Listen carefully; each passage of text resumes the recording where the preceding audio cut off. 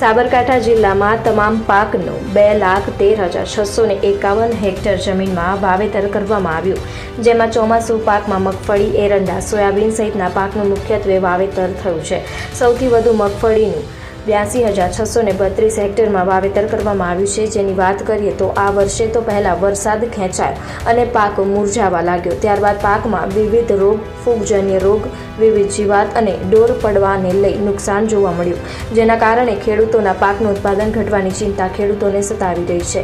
એક તો ફુવારા પદ્ધતિ કે ટપક સિંચાઈ દ્વારા પાણી આપી પાકને બચાવવાનો પ્રયાસ કરી રહ્યા છે, તો સામે ફૂગજન્ય રોગનો ઉપદ્રવ થતાં મોંઘીદાટ વિવિધ દવાનો છંટકાવ કરી રહ્યા છે.